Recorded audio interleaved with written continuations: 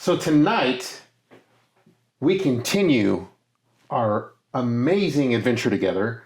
But first, I want to say thank you to everyone who's been on this adventure with us, where we've traveled the world in search of whiskeys.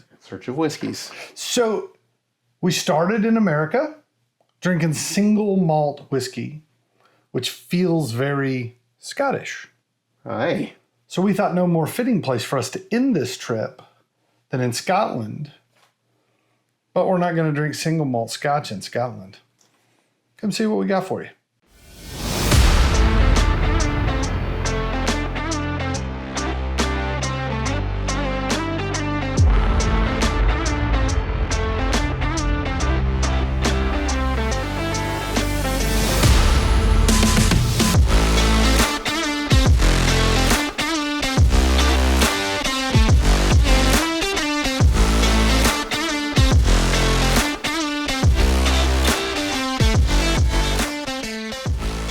Everybody, thank you for joining us for this, the 8th episode of Whiskies of the World.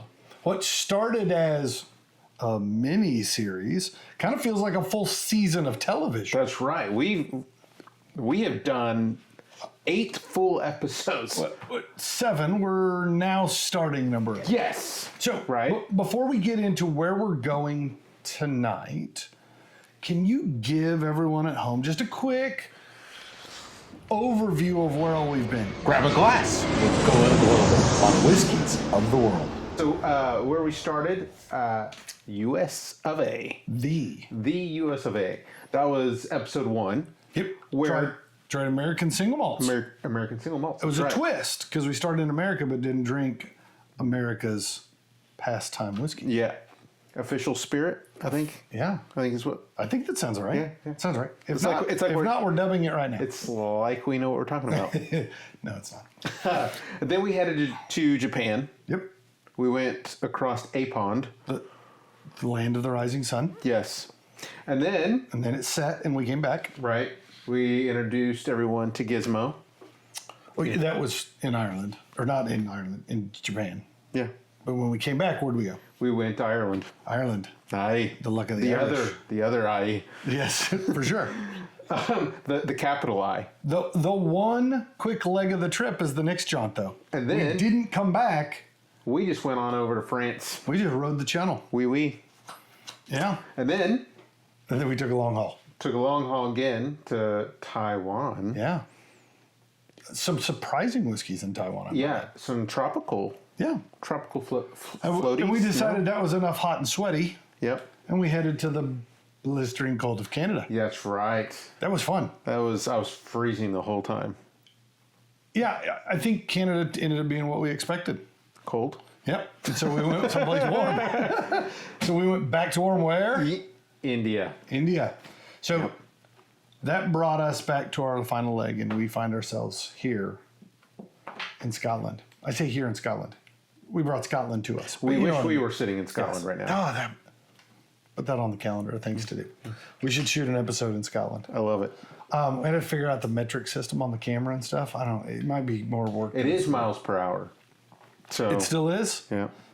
So never mind. This will be easy. You don't have to worry about conversion on that. All right. So we started episode 1 with this idea of trying whiskeys of the world, but not necessarily things you would expect.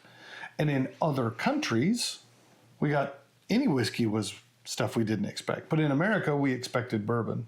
Right. And so we specifically tasted American single malts.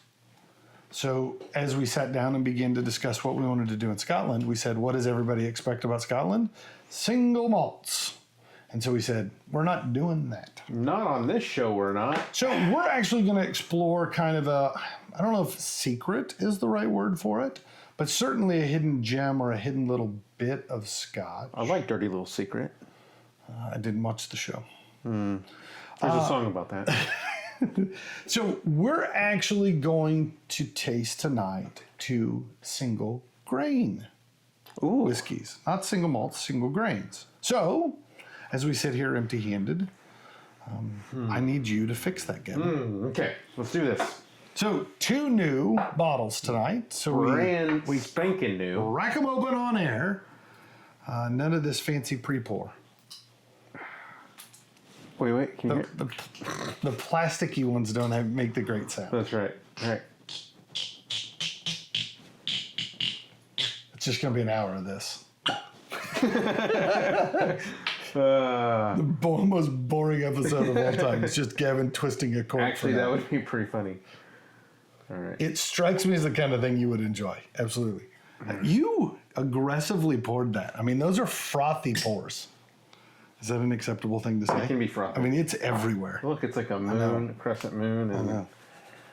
And I know. I'm afraid to get it all over your tartan here. that's all right. That's all right. It's been whiskey weathered. I can't imagine a scarf in Scotland that doesn't have a little bit of a whiskey aroma to it. That's right. So we're starting tonight with not the classic Lottie, but the Lottie Rye. This is fun. So this is a 7-year single grain Scotch whiskey. So we'll get a little bit more into kind of dissecting what single grain is here in just a minute. But this, like Aaron mentioned, it's a dirty little secret, hidden gem, or just an outlier, right? I mean, rye whiskey or rye heavy whiskey is not typical in Scotland. So basically, Bruichladdich, which we'll kind of give a little bit more information here in just a minute. One of my favorite distilleries. I'm just going to throw that out there. Yeah. I'm a sucker for Bruichladdich stuff. I am too. Which makes me torn because this one's a rye. Yeah.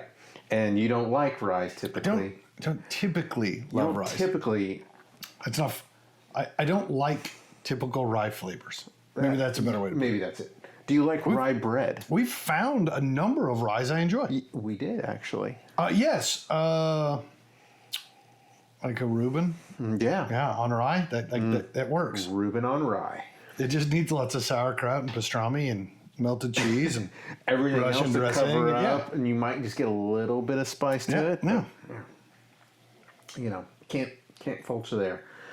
So what's in the glass is grain, grown, also distilled and aged at Bruichladdich.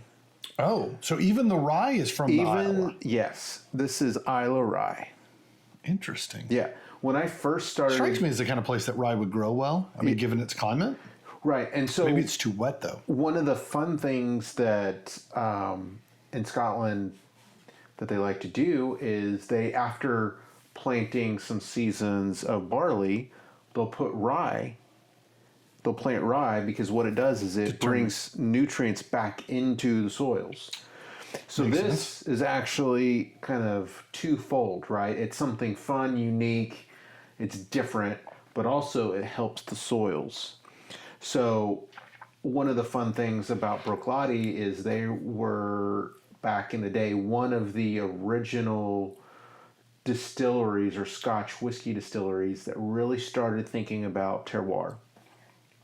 And so when you think about that and you think about what goes into the soil and the water and all of those fun things, you think about what the rye grain would actually do to the soil and to the distillate and through the whole process.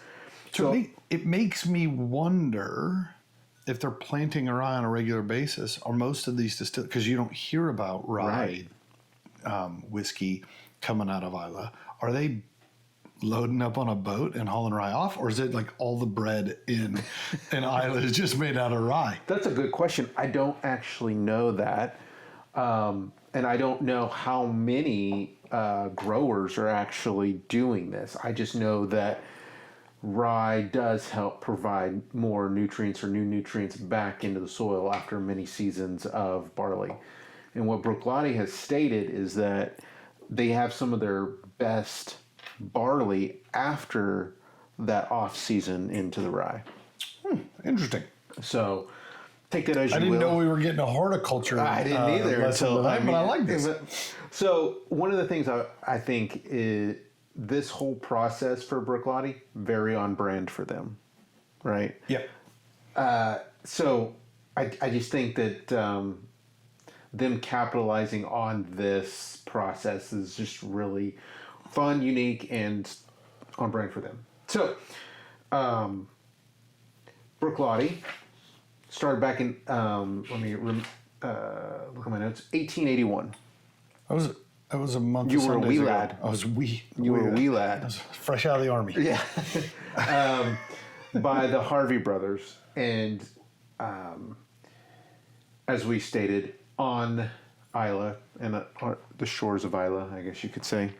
Yeah. So when we went to visit Islay, we stayed in a little town called Bamor, and for those who don't know, Islay is kind of a U-shaped island with a bay in the middle, right? And Bamor is literally straight across. So when I got up in the morning and looked out my window, I looked out across the bay, and there was Bruichladdich on the other side of the bay. Like, it was perfect. Picturesque, as one would say. For sure. The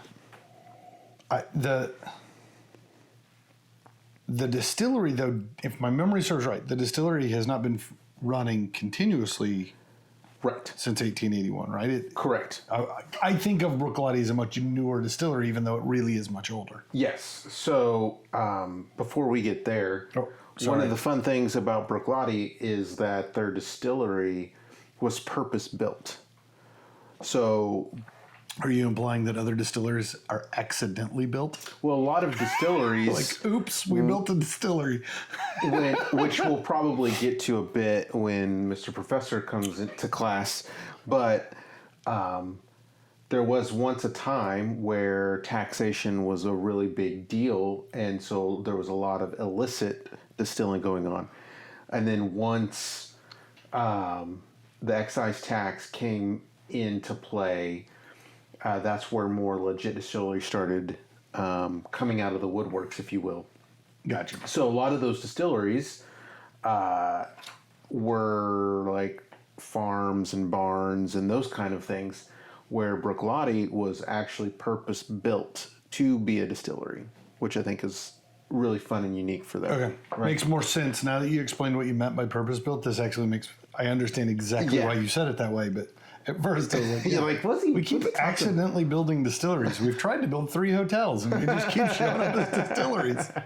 That's all that Dave knows how to build. Yeah. So, as you mentioned, this distillery has not been running continuously since 1881. It has been mothballed. It's gone through several people's hands over the years. And then back in 2000, a few folks got together, a master distiller, and some other folks got together, and it was basically like the Renaissance. So the master distiller, Jim McEwen and Mark Rainier, basically restored Bruichladdich. And not just brought them back, but brought them back with a vengeance. Yes. I mean, they skyrocketed. Yes. Out of the gates. Yes. So I think, to put the numbers to it, I think they bought it for like $6 million or something, and then they sold it for like $53 million or something. It's not a bad return on your investment. Like, I mean, it was a massive jump. I still have a couple of Bruichladdich bottles that have Jim McEwen's name on the side, and I am hesitant to finish drinking those because I thought what he did with whiskey was just absolutely incredible. Right. So one of the other fun things, as we're kind of wrapping this part of it up, is I think it was back in 2012 is when the French comes into play with this. And so Remy Cointreau ended up purchasing this distillery. And with that, kind of brought about a more, I wouldn't say maybe modernization, but a little bit more oomph into kind of bringing it up to modern times. And so much so, in the worlds that we work in, sustainability became really big for them. Yep. And so back in 2020, Bruichladdich became the first Scotch distillery to become B corporate certified. So basically, really being more conscious and self-responsible for the environment. You even see that in packaging material now, the way in which they handle stuff. Almost every Bruichladdich has some level of local farmer straight to the distillery with their grains, right? Like trying to minimize the amount of transportation of materials and goods. Like all of that stuff is really played in. And I'll say for me, I'm not suggesting that being sustainable makes your whiskey better, but being that meticulous about everything does make your whiskey better. Agreed. Maybe that's how I'd put it. Agreed. So, as we kind of continue to sit here, or as I get a little bit of time to sniff, Take a sip, breath. and savor, would you mind giving us a little bit of history of Scotland and Scotch? So, I'll say my professor role for this episode I did a little different than we've done in episodes past. In episodes past, I thought it was pretty reasonable that you didn't know much about whiskey from those countries. Mm-hmm. But I think you'd be hard-pressed to find somebody that doesn't know Scotland makes whiskey, right?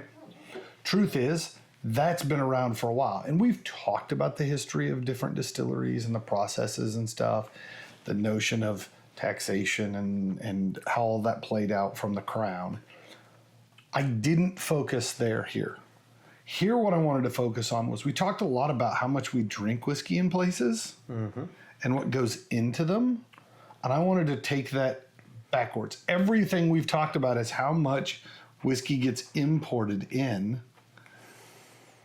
to supplement their own local production, right? How big of whiskey market it is that Scotland aggressively exports to them.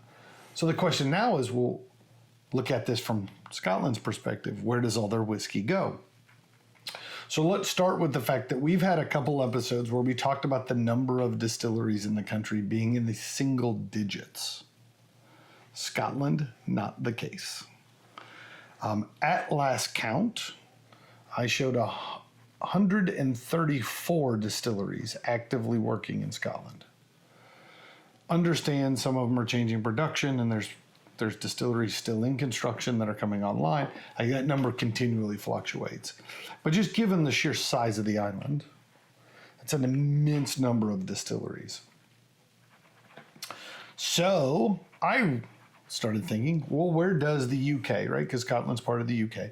Where does that rank amongst whiskey consumers? Oh, okay. Do you care to guess per capita whiskey consumption? Where does the UK, because Scotland isn't its own category in these studies, do you know where the UK falls? I would have no idea what those numbers are. I'll say the number was higher, or the higher number, lower on the scale than I thought it would be. Okay. They came in at 7th. Oh, okay. 7th at 1.25 liters per person per year. This room, we've got a massive leg up. We actually run about 28 people in England per year is what I drink. So giving you made fun of me for talking about a sailor, a Scotch tasting like a sailor, and you just said something about drinking English people. Drinking English people. No, I out-drink 28 English people. Okay, all right. Sorry. All right. All right, so to give you a frame of reference, at 1.25 liters per person per year, that puts them behind UAE at 6, Spain at 5, Australia at 4, USA at 3, Uruguay at 2. What? And do you remember this? We talked about this during the episode. France, number 1. Francais. At 2.15 liters, almost twice the consumption of whiskey per person as they have in the UK, which blew my mind. I had no idea the French people were drinking so much. So The other interesting tidbit that I thought was really fun, in 2022, whiskey became the #1 tourist attraction in Scotland. Bigger than golf, bigger than hiking, castles, all the other stuff you do and go see when you're in Scotland. Whiskey became the largest tourist attraction at 2 million visitors to distillery visitor centers in 2022, which is a staggering number of people. It makes sense. Considering, we've talked about this, how few people actually work at distilleries. A lot of these distilleries that you know of as what we know of as big distillers, maybe the average person walking around the streets of Houston may or may not know much about Oban or Glenmorangie or some of these other ones. But they often have like 7, 10, 12, 14 people working at the entire distillery, right? Like, it's just not a labor intensive. And to think that they had 2 million visitors at all these distilleries is quite impressive. They probably have more tour guides than they, I think, yeah. or they pull double roles. Yes, almost every place we toured, it was some guy whose job was to move barrels, and then between moving barrels, his job was to give tours. Like, how fun is that? Yeah. I would do that. I would absolutely give tours all day. I don't know about rolling barrels around. That sure seems like a lot of work. I'd roll barrels if it was free whiskey. Yeah, I don't know if that math works out, but I like where your head's at. So we've talked a lot over the past several months, both part of the series and out of this series, about the reduction in whiskey consumption and alcohol consumption in general. So numbers show that during 2025, exports from Scotland were down almost 20% from previous years. To give you an idea of what that means, they only export 36 bottles of Scotch per second in 2025. Down from 40. But 36 bottles of Scotch leave the country every second for the entire year. Wow. It's staggering the kinds of numbers we're talking about. But what I wanted to talk about was single grain whiskey. And that's kind of all whiskeys, what we've been talking about. So the question is, how much of the whiskey we just talked about is single malt versus single grain? Ooh. Because we think of single malts, right? That's where my head goes to when we talk about Scotch. So I'm not going to put the math up on the screen. You're just going to have to trust my numbers. 90% of all whiskey sold from Scotland is blended whiskey. Only 10% is single malts. Now, so of that 90%, the average ratio for most distilleries between single grain whiskeys and single malt whiskeys that get blended together to be blended malts, it's about a 70-30 split. Okay, so about 70% is single grain, only 30% is single malt. Okay. That means 63% of all whiskey made in Scotland is actually single grain, not single malt. So when you run that down, you go compare to the amount of single grain bottled whiskeys you get out of Scotland. They represent less than 1% of all whiskey made. So that means a massive amount of single grain whiskey is being made, but we don't ever see it labeled as single grain. It gets labeled as blend because it gets blended with other stuff, right? So I think it is important to understand exactly what the terminology on the side of a bottle means. Mm-hmm. So there are, well, 3 words that matter. In a single malt whiskey, there's 3 words: single grain whiskey, right? So we're not going to talk about whiskey because we know what whiskey is. The question is, what does single mean and what does malt versus grain? If not single, it's blended. What does that mean, all right? So the word single in all of this means it comes from a single distillery. You often read it as single grain. You think, oh, 1 grain. It's so confusing. But it's not. It's not not even a single malt. When they talk about a malt, it's not one malted whiskey. Right. It's multiple malted whiskeys from a single distillery that they blend to create that perfect flavor and taste, right? So the single at the beginning or the word blended. Blended just means I'm blending from multiple distilleries, okay? The word malt in the second means that all of the grains were malted, all of it malted barley. If it just says grain, it just means it's some other than malted barley. That could be unmalted barley, that could be corn, or what they often refer to in Scotland as maize, right? It could be wheat, it could be rye, it could be a variety of things. Oats are another thing that they sometimes will distill. Or that word may disappear entirely. So if I'm blending, and I'm blending both single grain, or I'm blending grain whiskeys and malt whiskeys, there's no term for that. Then it would be blended whiskey, which doesn't make sense. So just call that blended whiskey. You will find from time to time a reference to a blended malt whiskey. I guess in theory you could have a blended grain whiskey, but I've never seen a bottle that was labeled blended grain whiskey. But that's really just saying, what was the grain type that was in it? Was it from a single distillery or not, in the first word, and then ultimately whiskey at the end, right? So that defines this. So I'm going to kind of go back a little bit more and talk a little bit about the production of single grains. We talked in the Irish episode. Do you recall us talking about the invention of the coffee still? Ooh, I do. Yeah, has nothing to do with roasted coffee beans. Dang it. Anais Coffee? Anais. Was the guy's name? Great Not name. John Coffee? No, not John. Is there a John Coffee I don't know about? Yeah, it's a movie reference. It's The Green Mile. Oh, that's right. That's right. Yeah, I do remember that now. I just need help. I need coaxing sometimes. Most all single grain whiskeys or grain whiskeys are distilled in column stills, predominantly coffee stills. These are far more prevalent in lowlands than they are in some of the outer-lying areas, although we do see grain malt or grain distilleries in the Highlands as well.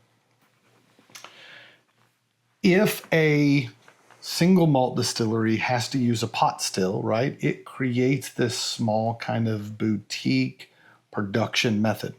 You have to make a batch, clean the machines, make a batch, clean the machines. It's not nearly as efficient at production. Whereas a column still, we run mash in on one side and we pull whiskey and water out of the other side. And those can run 24 hours a day, 7 days a week. So by comparison, a malt whiskey distillery has this very boutique and small fit and feel about it. Even the big ones still feel a bit small. The grain whiskey distilleries look like industrial super plants, right? Like it is a full-fledged chemical process just going to town. So to give you an idea, the largest grain distillery in Scotland is Cameron Bridge, that has an annual production capacity of 110 to 120 million liters. The number two is one called Gavin. They're at 110 million, or 110 million. While by comparison, the largest single malt distillery is Glenfiddich at 20 million. And Macallan, which we all know as being a huge producer, is at 15. So in the top 4 grain distilleries, not a single one of them is under 50 million. And so you can begin to see the sheer volume of grain production that they're making. So that being said, that kind of breaks down what's the difference between a single malt and a single grain. Their production methods are different. Quite often you're seeing a higher proof coming off the column stills and single grains, which produce a lighter distillate, a little bit easier for it to take flavor from the barrels. You don't carry over any of the potentially off-putting flavors from the beginning. Column stills are much more accurate at cutting out unpleasant compounds like methanol or some of the heavier, oilier phenols that you want to be able to pull off. So you can really dial in exactly what you want your whiskey to taste like. So it's a very reproducible system that runs a huge volume. And it's no wonder that makes the base whiskey for so much of what Scotland makes. So, Take a breath. I got through all my notes. Well, the professor. This has been another segment the of final episode of Professor Whiskies of the World, Professor. Yes, love it. So, do you have a little bit more breath in I do. you? I do. Okay. Let me take a couple sips and I'll be ready. Take a breather, because I want to know. Going back to your notes, several minutes ago, before the professor came out, what are you getting on the nose on this guy? So this one was On intriguing. this laddie. on this wee lad. It doesn't smell like rye whiskey. It doesn't smell like Scotch. Oh. Right? Like it's this weird kind of in between. I'll say Like probably a rye whiskey Scotch? No, so again, ryes you tend to get mints, you tend to get dills, you get so I don't get that on the nose at all. I get more of I wrote down woody initially, but I think woody is too harsh because I don't think it's Toy oaky. Story woody, or no, like it smells like a plush cowboy. okay. No, it's going back and kind of approaching it. I think it's more like hay than wood, and I get a leatheriness to the nose as well. Okay. Not bold. They're still relatively mild flavors. I think it ramps up as you move into the palate and the finish, but I think the nose is not dusty old barn, but like hay bales, like dry hay bales for sure, is what I was getting. All right. I put to go with your hay bales. I put earthy.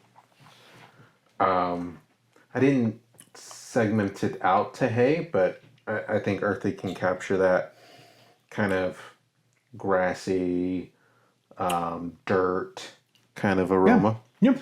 I also put, I do get obviously a bit of that rye spice or a black pepper. Yep. I also put, there's a bit of a like citrus kind of note to it. There's a saltiness to the nose. Is that a way to put it? And I think that's perfect, really, because it being on Islay. Yeah. It kind of like buttered bread, but so my wife likes to get bougie with her butter, right? And so she puts butter on the bread. Bougie and butter. then sprinkles salt on top of the butter. And oh my Lord, is that good stuff. And that kind of reminds me of that. Slap some butter on me. This is like not white bread, not even wheat bread. This is more like rye bread. It's a rye bread, but I'll say the nose isn't as heavy on the rye. I think the rye shows up more on the palate and the finish.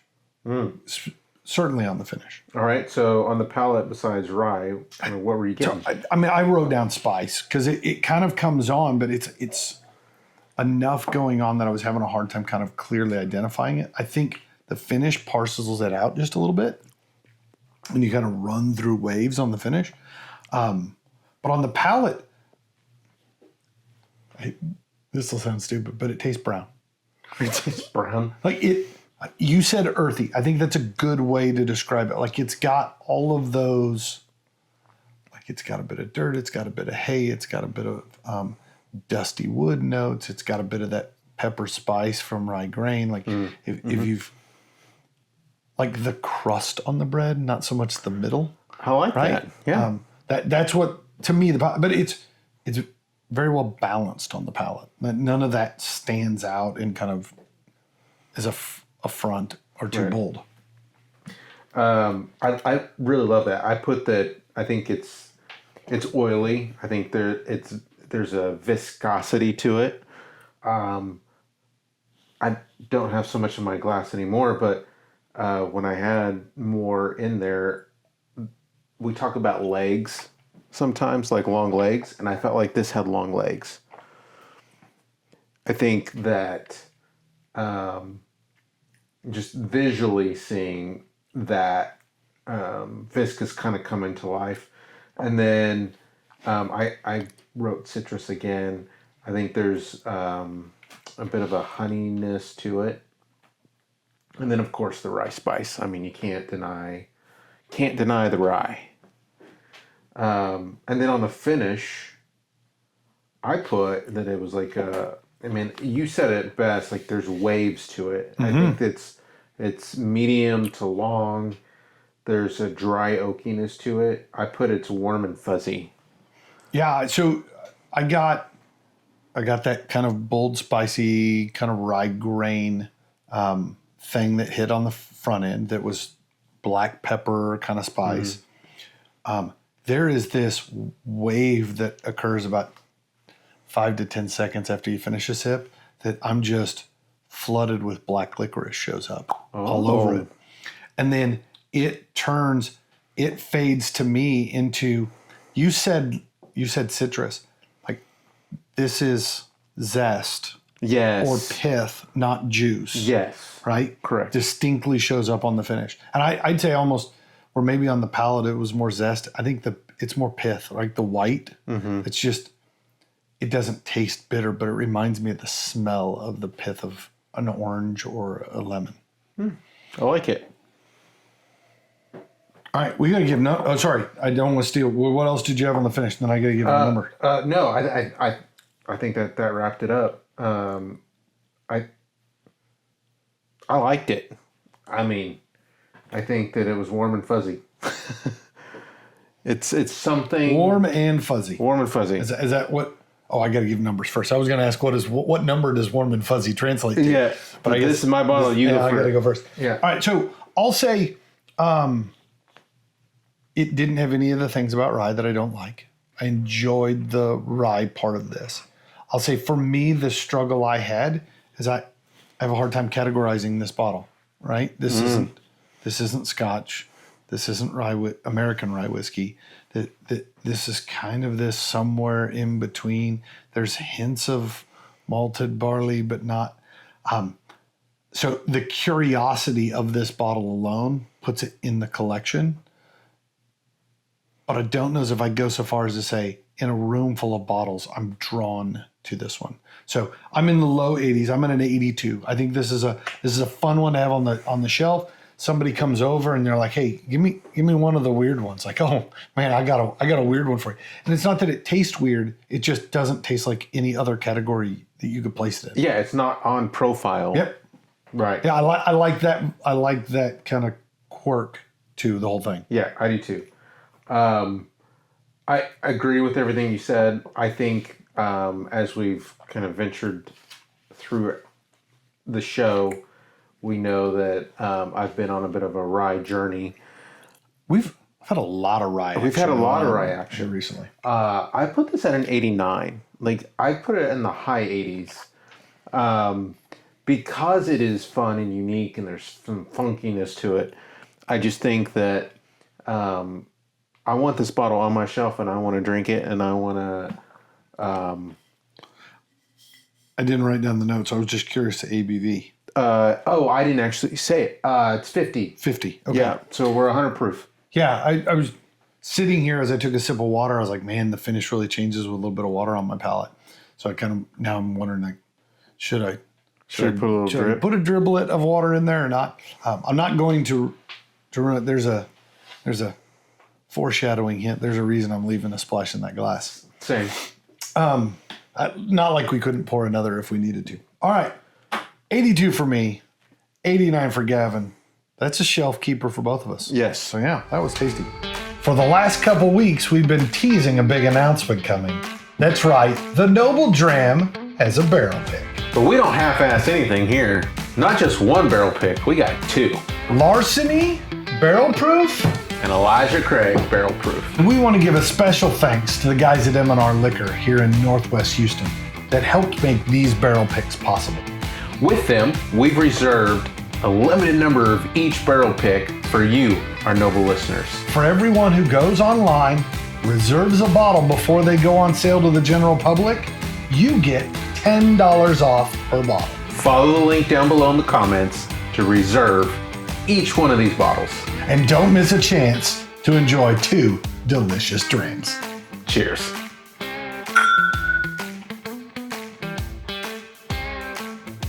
And you know what time it is now? Your favorite part is when I pour whiskey. Yeah, pour me some whiskey. All right, so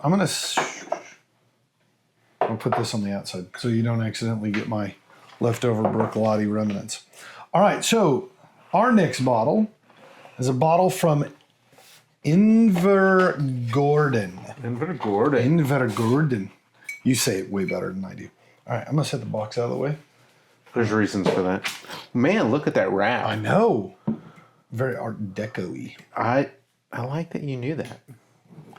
It was a blind guess. I was hoping that you would agree with me. There's some Art Deco-ness to it. Art Deco-ness? Art Deco-ness. I don't know if that's a... No, it's a real word. It is now. It's a whole architecture theme. Yeah. Whew. No squeaky cork for me. Go straight to it. All right, so... Pitter patter, let's get at her. Pitter patter. All right, so Invergordon 14. 14? As the name would suggest. So we're doubling in years. This is twice as old. Twice as old. The visuals would not suggest that. No, not at all. This is a distinctly lighter looking whiskey. So, distinctly different nose. let me talk bottle first, then I want to come back and touch a little bit on the distillery itself. All right, so 43% ABV for those who cling to the American standard, 86 proof. An undisclosed mash bill. However, research suggests that Invergordon uses predominantly corn with some wheat and some malted and unmalted barley. But I do not know exactly what is in this bottle. I found a couple of different places online that suggested that they knew, and then you went and read it, and it was just the description of what they use at the distillery. And so I was like, I can't imagine that's exactly how this plays out. So, aged 14 years in first fill ex-bourbon casks. Okay. Solely bourbon aged. So, as we delve into this one, the Invergordon distillery was built in 1961. Really new. Owned by White McKay, for those who aren't big budget-driven blended Scotch drinkers and don't know the name White McKay, they actually release a White McKay blended Scotch. But you'll probably know a couple of their single malt brands that they also own. Maybe one called the Dalmore. The or the? I always say the Dalmore. The Dalmore. It's the Balvenie and the Dalmore. Roger Patterson in the radio commercials I've listened to, he refers to it as the Dalmore. Ah. So if the master blender says I'm gonna trust his word on it. The other single malt that probably everyone recognizes is Jura. They've got a number of others. Tom Navulin is another one that I've got a couple bottles of. And then the other blended offering that I think a lot of people know, John Barr. John Barr, yeah. Yep, John Barr is a very common one. So their claim to fame at the Invergordon distillery is it is the northernmost grain distillery in Scotland. Oh. So this is located about halfway between Inverness and Tain. The reason I mentioned Tain is the home of Glenmorangie, right? So you leave Inverness and you can't go straight up the coast. There's a big inlet. You got to go around the inlet. On the other side of the inlet, Invergordon. So you can almost see Inverness from Invergordon. Invergordon also happens to be literally a stone's throw from the Dalmore. Like they literally sit on the coast, just not too far apart. If you ever look at an aerial photo, you'll know which one's which. The Dalmore is teeny tiny, and Invergordon is absolutely enormous. So their production last year was 36 million liters, but they have a total capacity. They could get as high as 40 million, which is an incredibly high number. So I had to be Mr. Professor, which took a lot of research. And so I felt it was only fitting that the question I posed to you require you to have done some research. Oh no. The good news is you didn't know what to research. So Yeah. I'm gonna go with personal anecdotal research. Ooh.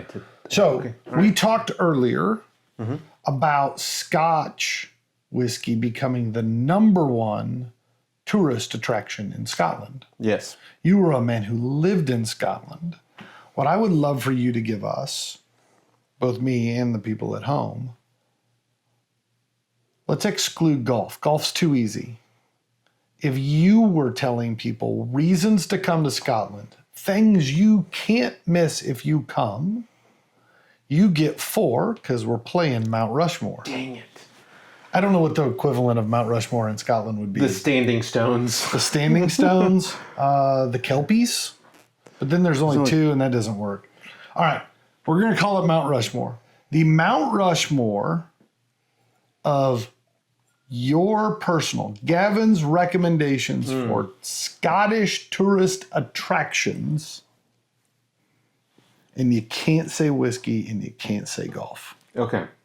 This should be fun. So in no particular order. Nope. That's number 1 rule of Mount Rushmore. 4 in any order. 4 in any order. Should I be writing these down in case I go? Well, you can just rewatch. Get another view. Rewind. So I would say my number 1 thing that I tell people to do is get out of the big cities.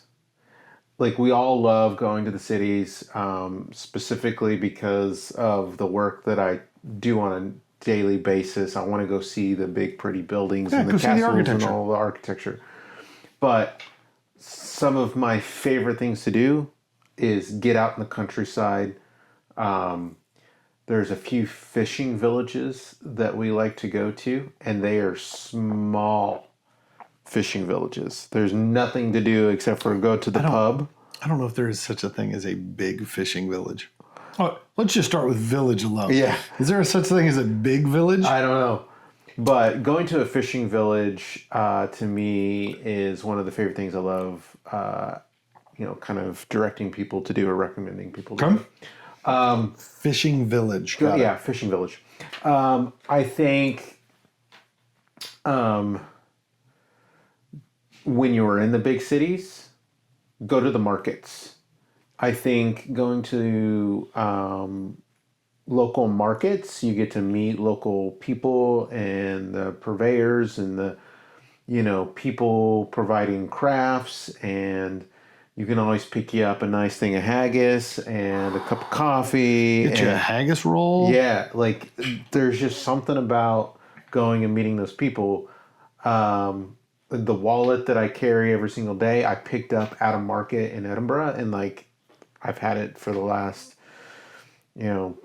8 years or 9 years or so. It's still going strong, like handmade. Does it hold dollars or just euros? Quid. Quid, the English pound? Yeah, it holds quid, which means cash. But oh, really? Yeah. I thought quid was a unit of money. No, it's like 5 quid, 10 quid. It's just 5 cash? Yeah. It'd be like walking in and going, how much is it? 5 cash. 5 cashes. 5 bills. You figure it out. 5 bills. So we're going to go to the fishing villages when we're in the country. We're going to go to markets when we're in the big cities. Okay. When we're in the big cities, we're also going to do a walking tour and a food tour. I could not imagine you go all the way through this list and not mention go look at architecture. Yeah. Like that just it absolutely feels like a Gavin-y thing to do. You got to go. And a lot of times, if you play your cards right and do your research, you can find some tours that are actually free. And so you can... You just find a tour where they're speaking with a loud enough volume and you just follow them down the street. Fair. You can definitely do that. I figured if you tip the guide really well at the end, they're not going to... Yeah, that's the thing. It's like they actually make more money when they don't put a price to it, because you'll end up tipping them more than what they would typically charge. So, and we do that even in the States. Like we try to, any big city we go to or on vacation, we try to find some walking tours or some food tours. My wife and I, we love to, what we say is eat our way through a city. So, I've been doing that in Houston for 20-something years now. yeah. Yeah, I get it. And then, so those three. My fourth for Scotland, surfing. Surfing. Yeah, surfing. I noticed your surf hat behind you. Yes, and my bothy board riders. That is not one I would have seen coming. Yeah, I won't lie. Yeah, it's a hidden gem. It's certainly hidden. Dirty little secret. I get the feeling once you get in the water, that's not the only thing hidden. That one, Even in a wetsuit. That one tickled the funny one. I like that. Yeah, I didn't realize it when we moved over there that there's a pretty big surfing scene. Or I wouldn't say big. It's not like in your face, but being right off on the North Sea, Aberdeen, where we lived, very big in the surfing realm. So it's super cold, but super fun. All right, so I'm going to point out to you. What are you going to point? That you didn't specifically mention anything that needs to be visited too. Yeah. There was no reference to the you got to go out and check out the Isle of Skye. There was no you got to go wander through Glencoe. There was no. You only gave me 4. Jacobite Train didn't make the list. For Harry Potter fans, you'll know what I'm talking about. You didn't mention go explore a castle. Mm-hmm. And like in my head, I'm going hiking everywhere in Scotland. And then when I get tired, I'm going to drink whiskey, and then I'm going to keep hiking some more. And it will be a vicious cycle until I find myself back into a town where I can spend the night.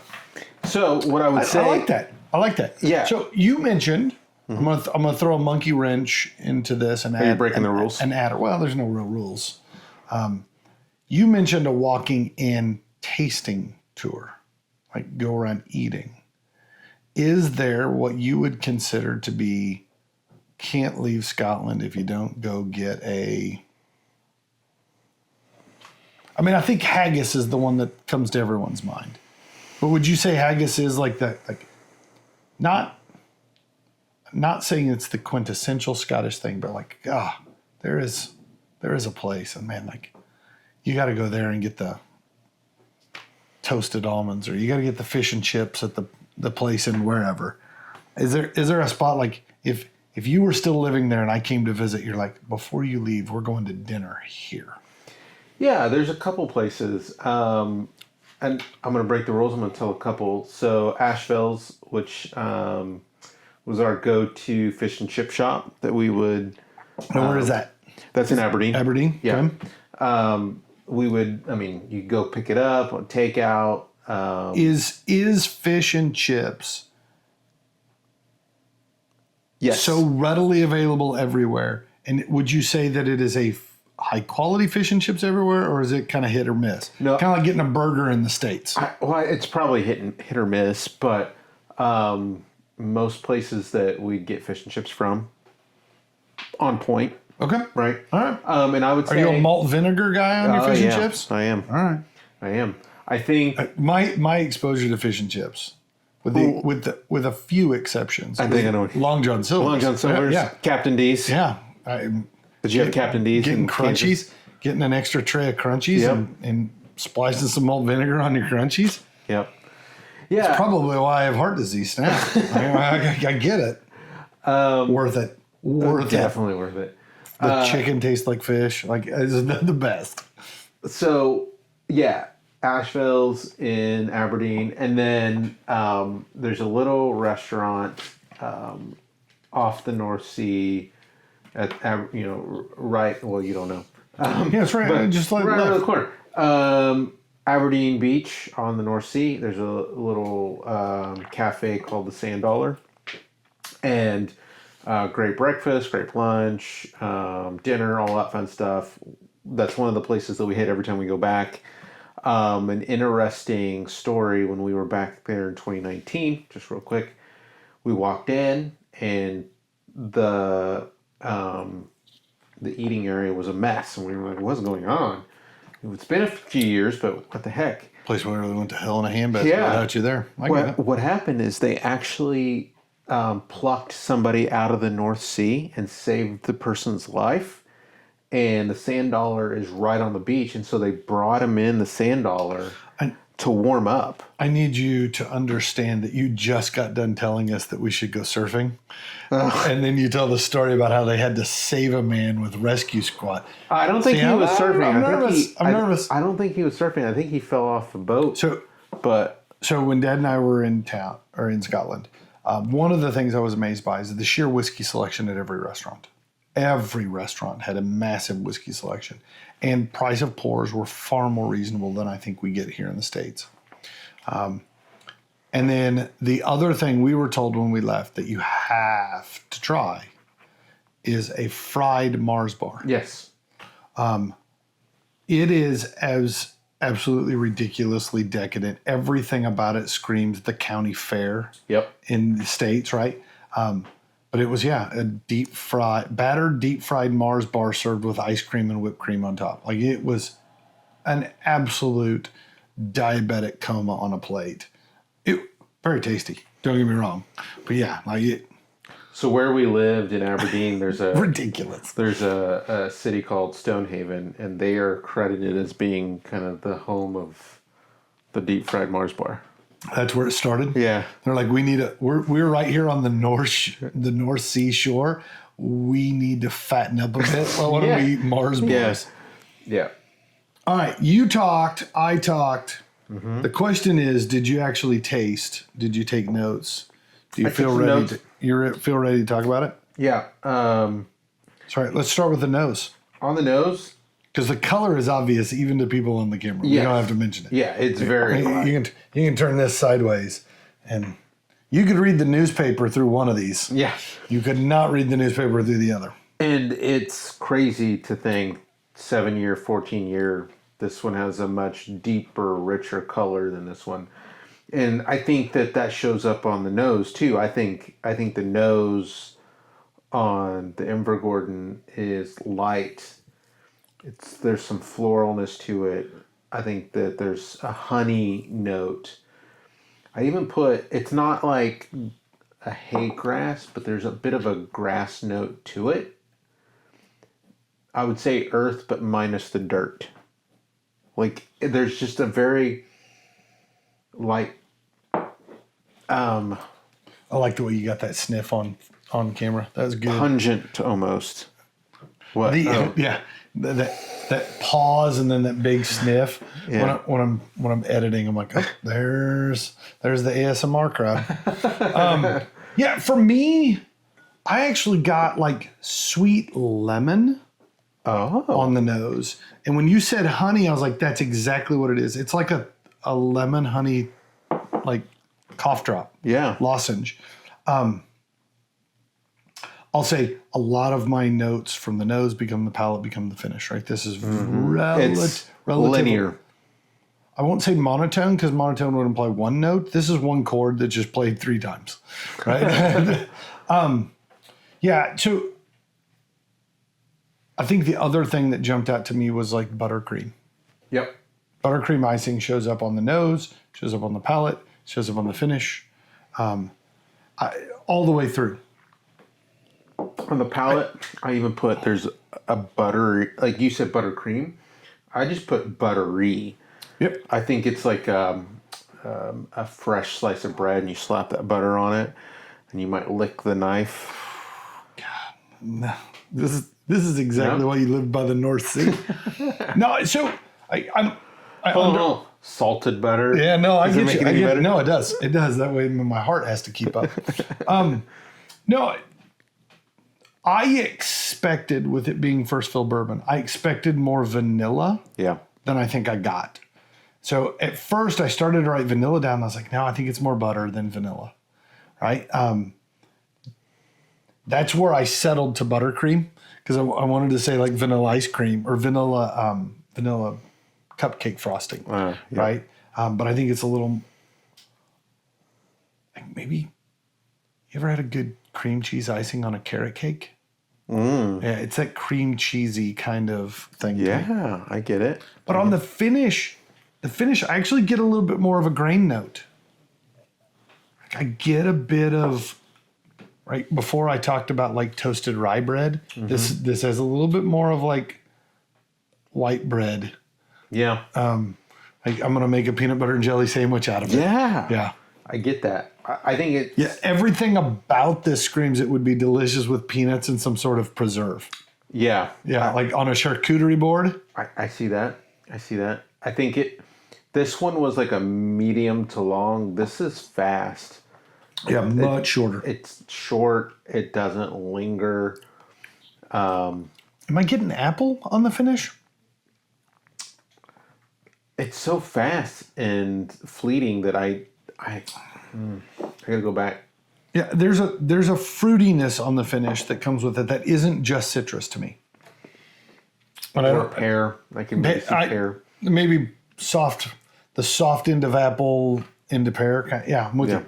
Yeah. Agree. All right. We come to that part where you got to put a number to it, my friend. All right. These are the tough ones where there's things about it I like it and things about it I don't like. I'm like, well, which one wins? I get it. All right. I gave it an 80.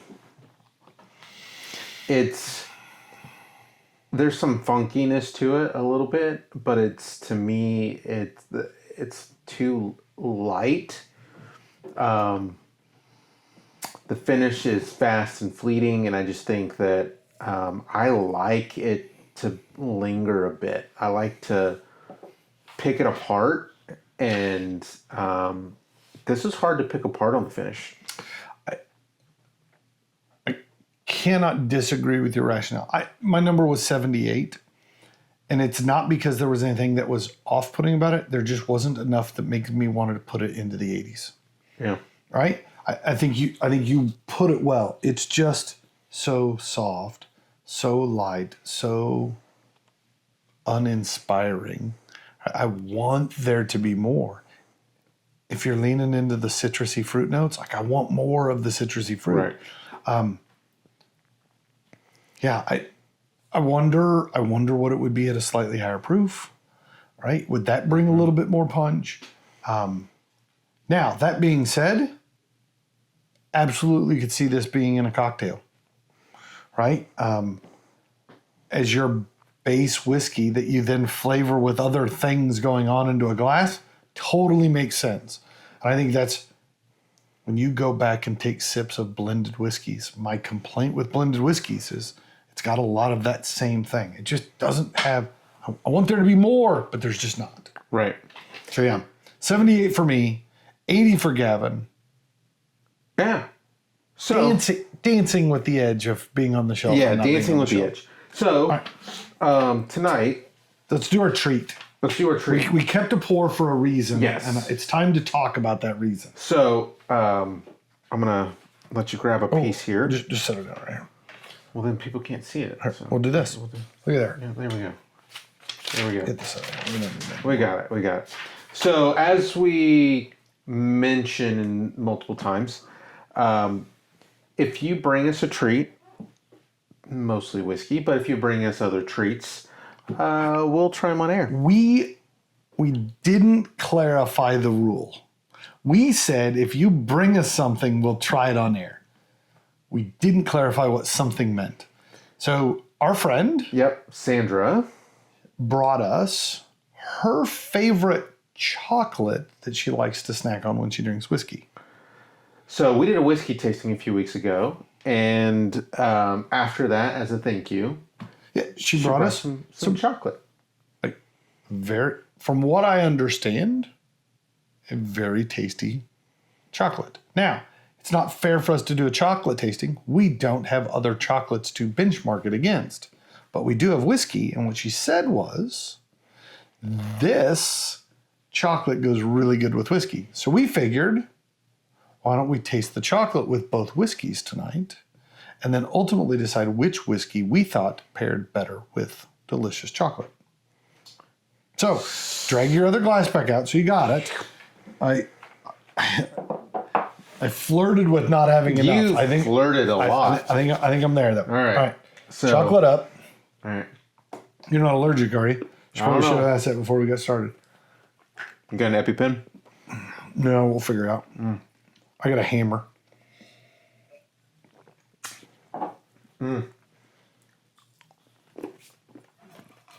I get distinctly more leathery notes on the nose with the chocolate. I see that. More woodiness, oakiness. I get mint on the rye now. Uh-oh. Dang it. No, it's pleasant because it goes with the chocolate. Oh, my chocolate's melting on my fingers. Yeah. All right.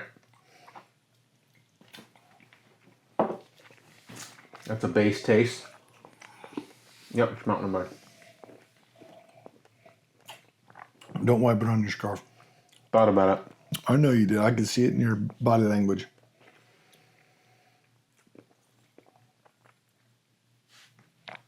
I actually like those two together as well for completely different reasons. I think the Invergordon actually marries with the chocolate without overpowering the chocolate. The chocolate still is the star of that sip. Yeah. I think Whereas with the Bruichladdich, I think the Bruichladdich showed up in a different way and maybe overshadowed the chocolate just a smidge. I agree with that. Is that a fair... Everything you just said, I agree. Yeah, Bruichladdich a bit of a prima donna, kind of sucks the air out of the room. Right? I get it. They're a Scotch with an attitude. A saucy little tart, that one. Saucy little tart. All right, so how about we say thank you? Yeah, so for everyone who joined us at any point, or all the points, all the stops along this, not a journey, An adventure. thank you very much for joining us. As we move into the next few weeks, we've dubbed it Get Back to Bourbon. We're not doing a series, but what we realized is we've spent the last 2 months away from bourbon, and there's a whole bunch of people out here who are jonesing for a sweet corn liquor. So join us next week as we delve back into American-made bourbons. But in the interim, enjoy your evenings, y'all. Cheers. And Slanjava. God, I love it when we do that. It just works so perfect. We want to thank you, our noble listener, for joining us. We believe each whiskey has a story, and so do you. So give us your thoughts by leaving a comment. And if you have a whiskey you'd like to see us share, let us know. You don't want to miss a single episode, so subscribe to our YouTube channel. And make sure to like and follow us on Facebook, Instagram, and TikTok to stay up to date on the Noble Dram. And if you find watching us difficult, you can always listen to each episode on Apple Podcasts and Spotify. As always, be noble And enjoy your dram responsibly.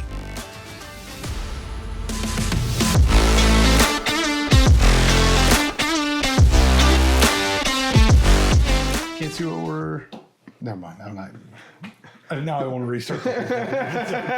Damn it. All right, here we go. 1 minute behind. Starting over, and... Yeah, we can't talk about not wearing pants. All right. Sure we can.